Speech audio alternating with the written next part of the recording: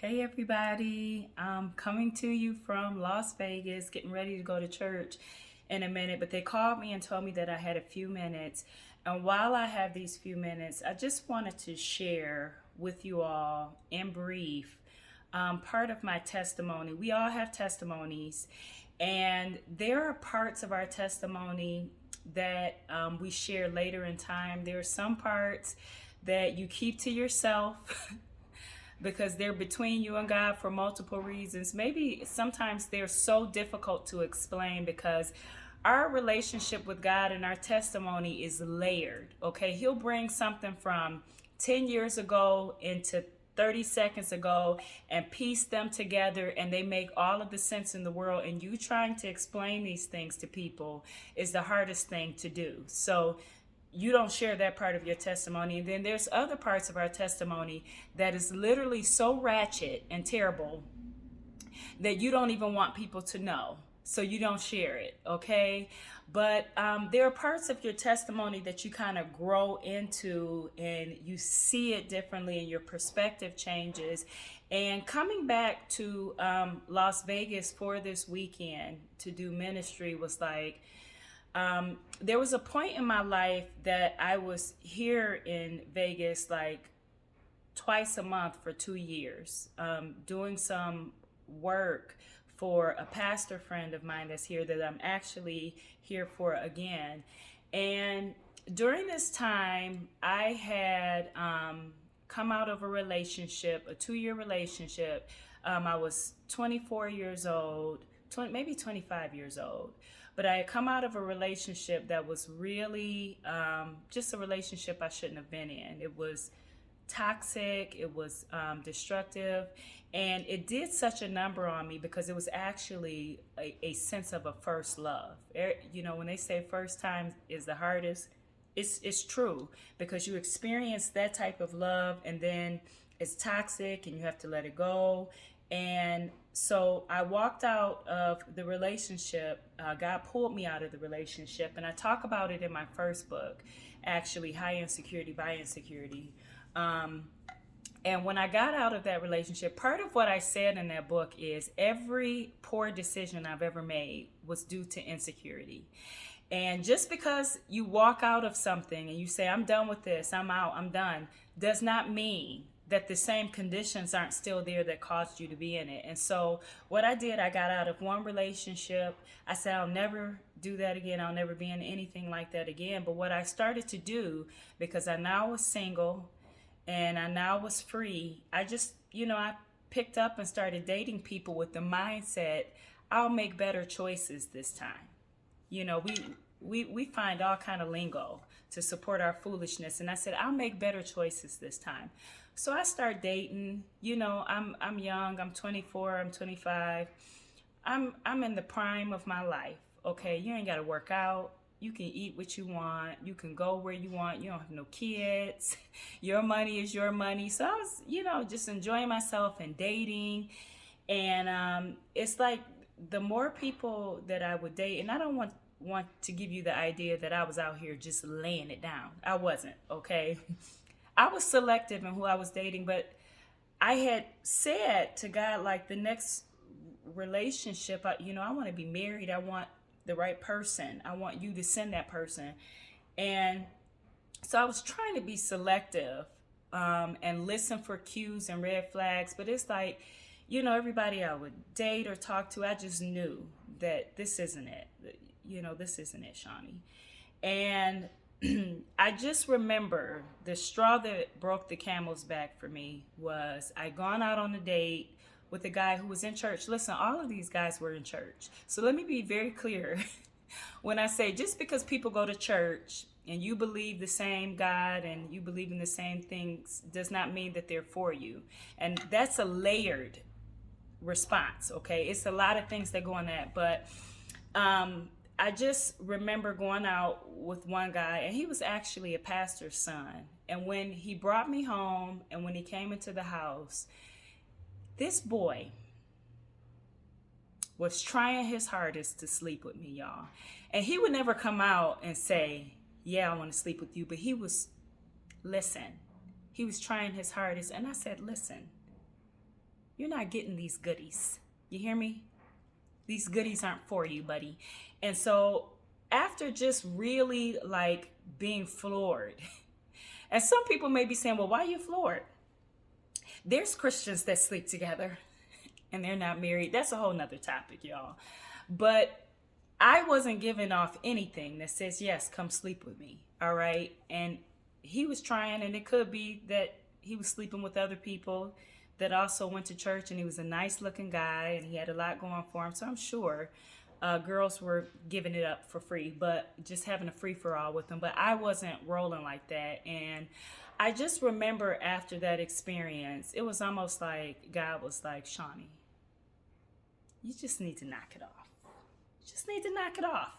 And I realized in that moment that even though I had walked out of something toxic and something that was bad, that I still was very much not healed. I had a lot of healing to do. The insecurities and things that were there still needed to be healed.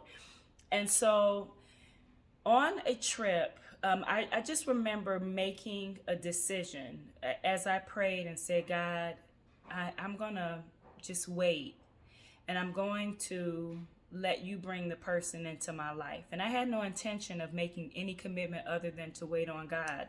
And during that time in prayer, the Lord spoke to me and he told me, he said, I want you to wait a year. I want you to give me, he said, an entire year of just you and I. Listen, he never said, I don't want you to date. I don't want you to do. He just said, just give me an entire year of just you and I. And for me, that meant there's no way I can give you an entire year of just you and I without cutting out all of the distractions. And at that time, dating was a distraction for me because I wanted to be married. I wanted to be in something. And it was very hard for me to divide my affection or keep my affection in the right place. And so I knew that I had to make a commitment to not date. And so right there in my bedroom, I said to the Lord, Lord, I'm going to give you a year. I'm going to give you a year, and it's going to be just you and I. And that was August the 4th. Okay. And I can't remember the year, but it was August the 4th. And for a whole year, I made a commitment to God. I didn't date anybody. I wasn't giving out my phone number. I wasn't going out for coffee. If anybody came around that already had my number, that I already knew that I was like friends with and was cool, and conversation looked like it was going into feelings territory or into I just might like you territory, listen, I cut that thing because I was serious. And what happened during that time that I was serious and devoting all of my affection and my attention toward God, what ended up happening was that I started to develop something so real and tangible with the Lord, because now my attention and my affection wasn't divided. It was all focused on God. And as I built this thing with the Lord, what ended up happening, I hit a moment in my walk with the Lord. I started traveling and coming to Vegas for work and for different things. And I ended up like just meeting a young guy in passing and like through work and stuff. And he was a really nice guy. And he was very friendly and very kind. And he showed a lot of attention to the things that I would talk about. I remember knowing that he didn't have a whole lot of money, but I had mentioned like not being a perfume person. Like I'm not really a perfume person at all, but I did smell this fragrance. It smelled really good. And it was expensive because I wasn't a perfume person. I wasn't about to go out and buy this perfume.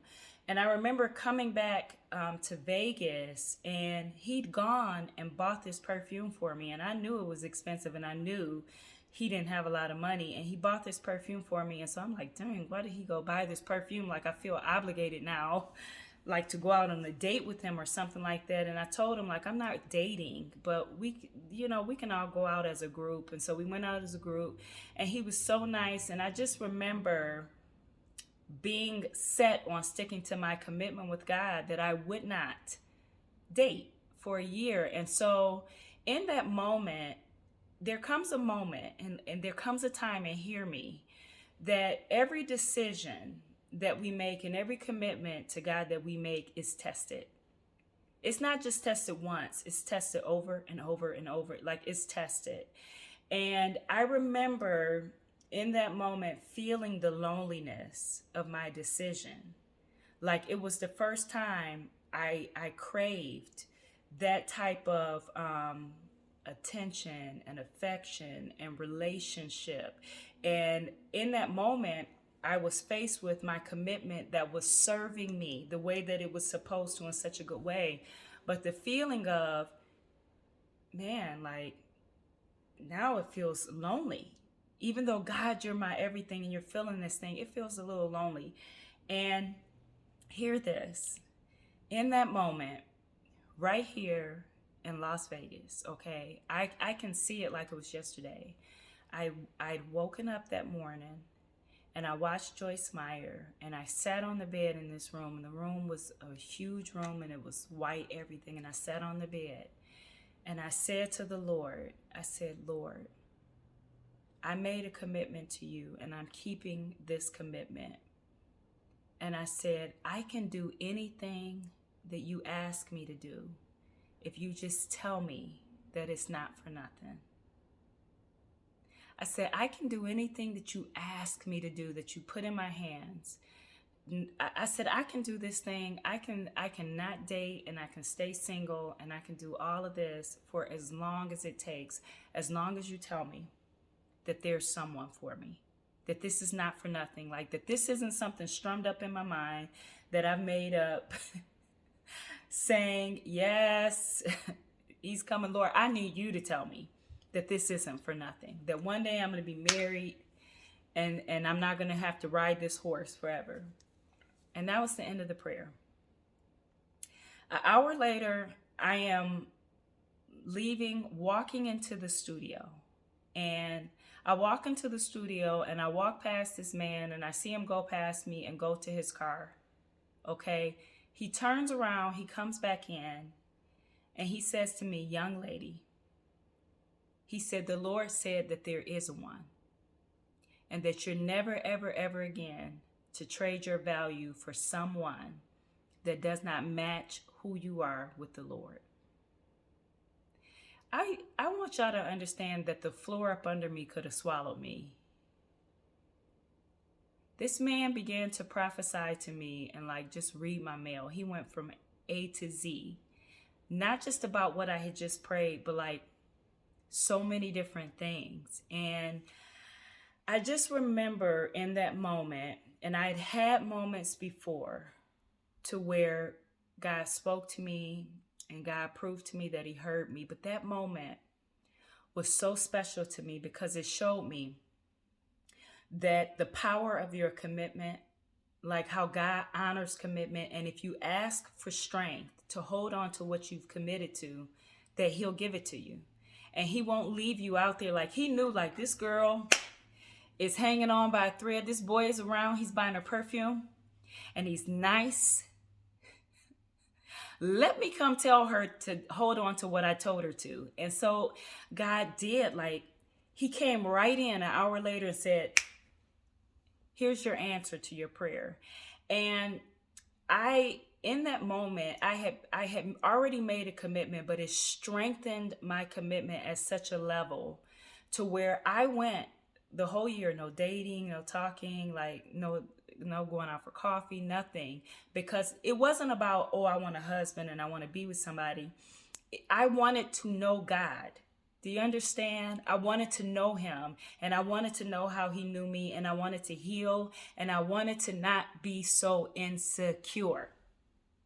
I was so tired of feeling inadequate, and I said, I have to be connected to the person that made me, that sees me, that knows me, so that I never settle for any situation that is less than what God has revealed to me about me. And that year not only changed my life, but it knitted me together with God. I had so many experiences in that year and beyond that changed me as a person. And still to this day, I can feast off of every experience. And so I wanted to come on here and I want you to start thinking about commitment in terms of your relationship with the Lord. And I got to get ready to go because I'm running late now. But I want you to think about commitment in terms of your relationship with the Lord. What have you committed to? and what commitment have you kept, or what have you committed to and what commitment have you not kept? Because ultimately anything good that God does through your life is going to come through commitment. And it has to be a commitment made out of pure desire and love, not because you want something from him other than him. There comes a time that we make commitments to get something, but when it's a spiritual commitment, it should all be rooted in your love for God. And if you can't start there, start with, God, help me with my love and my commitment to you, to know you. And so, listen, I got to get ready to go, but I wanted to leave that with you. This video was longer than I wanted it to be, but I just really feel like I said some things that's going to help you. But as you go throughout your day, whenever you're hearing this, listening to this, I want you to really pray into a commitment. Pray into a commitment. Sorry, my phone was, there was a call coming in, but I want you to pray into a commitment with the Lord and ask God to show you what commitment he desires from you, so that this next step in this next season of your life can be a reflection of what he has in mind for you, okay? I hope you guys enjoy your day and your time, and stay tuned for more videos, all right? All righty.